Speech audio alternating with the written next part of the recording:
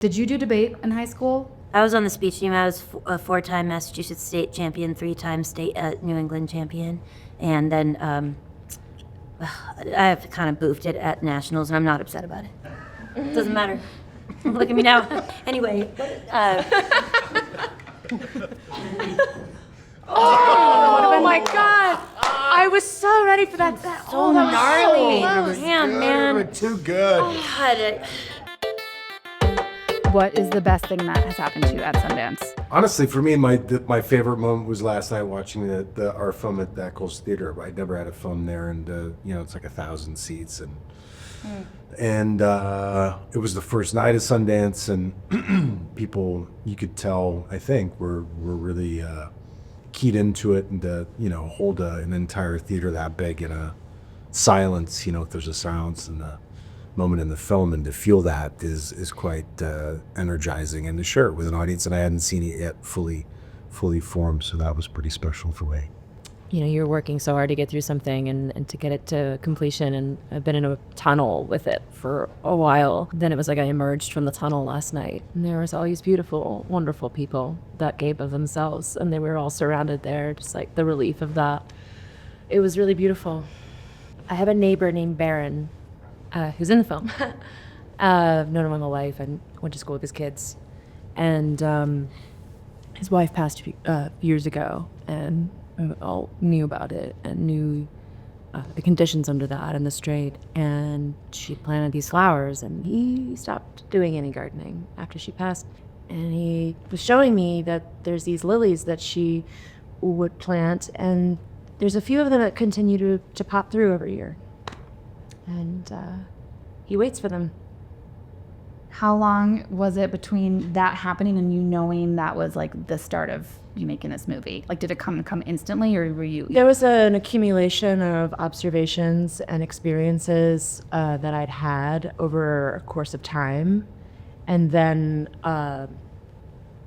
there's philosophical reasons why it makes sense to do this through a love story, and I could certainly speak to that. But there was a precipitating moment. There's a friend of mine who lost his dad and had a divorce within a month of each other, and we were talking about that, and going through.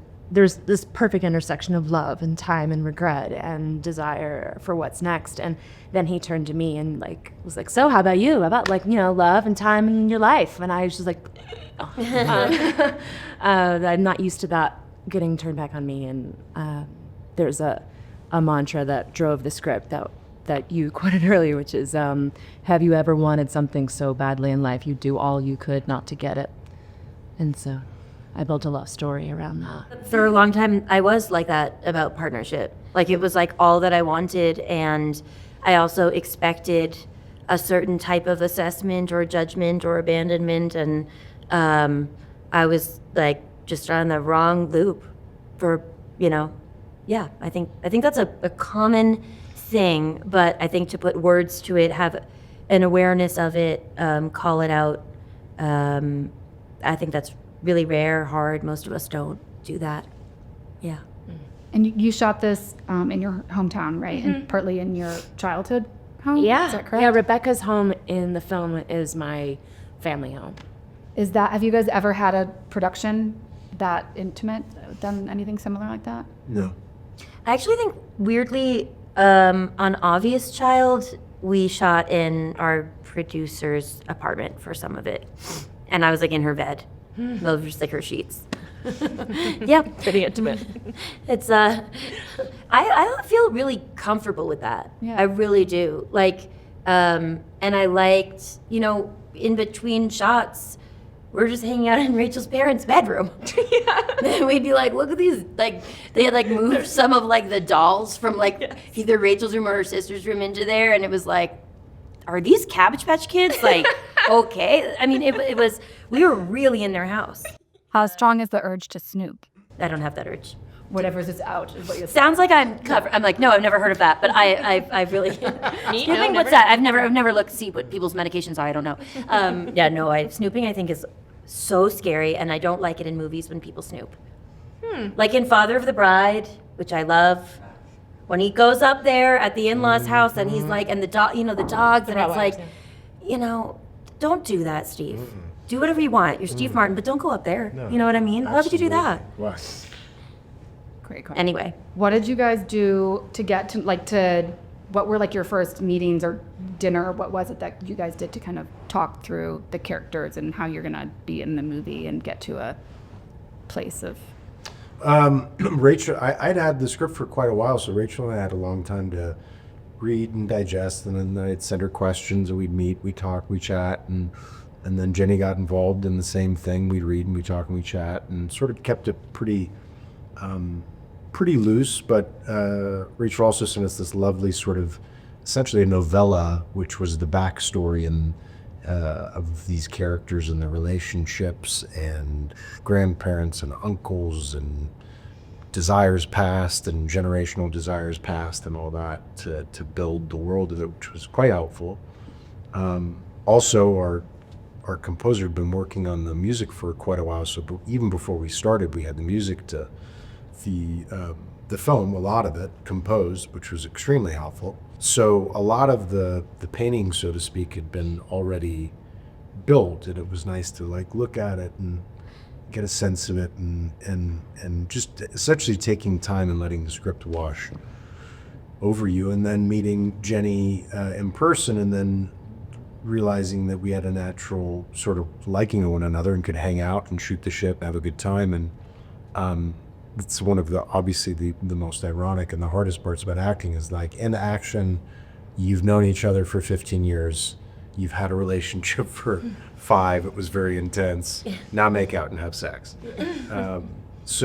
And the easiest way to do that, really, and it sounds dumb, is if you like the person that you're doing that with, and you can be like, oh yeah, I could fall in love with that person. And that's the dumb algebra of it, but it's definitely true.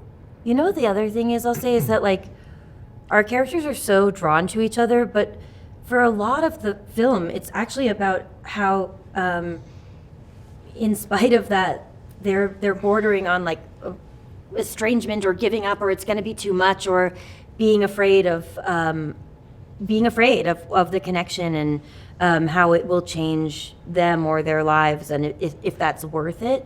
So those feelings of not wanting to intrude on someone, not wanting to ask too much, those are things I think that, like, I don't know, if you're sentient, usually come with meeting a new person. Like, is this an okay thing to ask? And I am someone that often has a lot of regrets in that area, like asking something too personal right away. But we got to play with that discomfort as well, It was just, like, very nice. The debate, did you do debate in high school? I was on the speech team. I was a 4-time Massachusetts state champion, 3-time state New England champion. And then I've kind of boofed it at nationals, and I'm not upset about it. Doesn't matter. Look at me now. It's fine. You showed them. All those judges are eating their shit now, aren't they? Anyway. Oh my God! I was so ready for that. So gnarly. Damn, man. Too good. God, Chris, what was your high school? Baseball. I'm going to be a baseball player. Baseball. Okay. Were you a state championship? I State was a champion. bad player. Well, you showed them too, seems. Not in baseball, Yeah. unfortunately.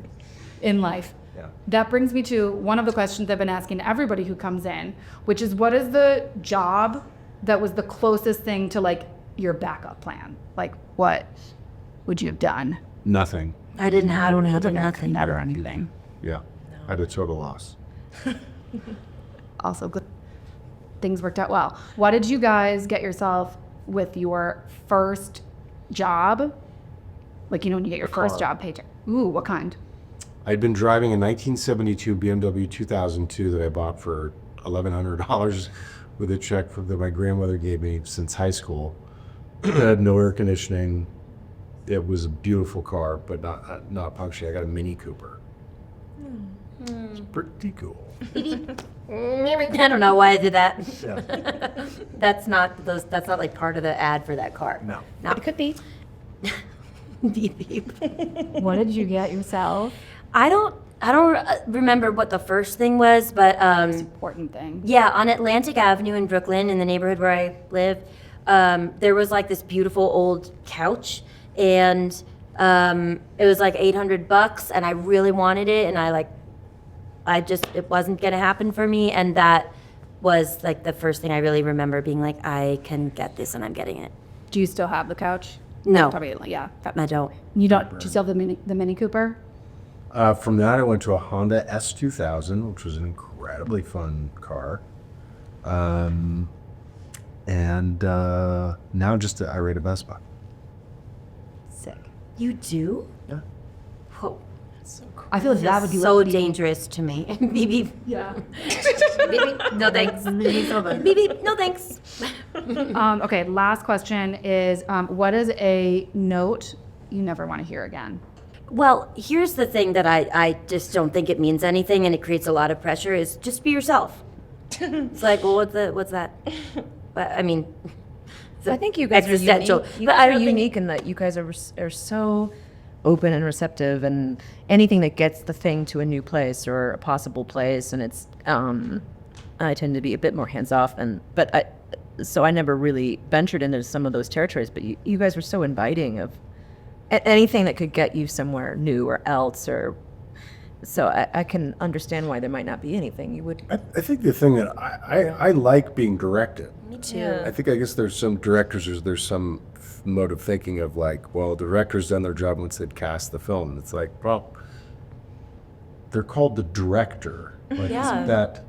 So I like to come with like a tool bag and be like, what do you want? What do you want me to paint here? What do you want me to do? So I don't like a silent director who's like, yeah, we're moving on, and without some sort of feedback. Because also, for the most part, a lot of the time I'm performing for them. I'm a performer, so I'm like, I have to have some sort of audience, Well, you guys are both you're about to go on stage, right? And you're Yeah. about to do West, so you're going to talk about feedback.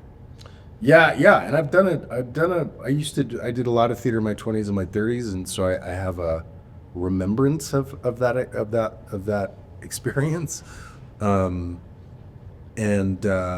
The closest feeling I've gotten to that recently was last night in the theater watching our film, and there are a lot of silences in the film, and what I remember distinctly about being on stage is like, if and when you have an audience sort of moving it at that same speed and you have everybody there, the moment you stand on stage and you don't speak and there's that brief wait, it's like there's a static electricity in the air, and it's like you're garnering harnessing rather all of that energy and taking it to the next beat, and that is so tremendously invigorating and exciting as a performer.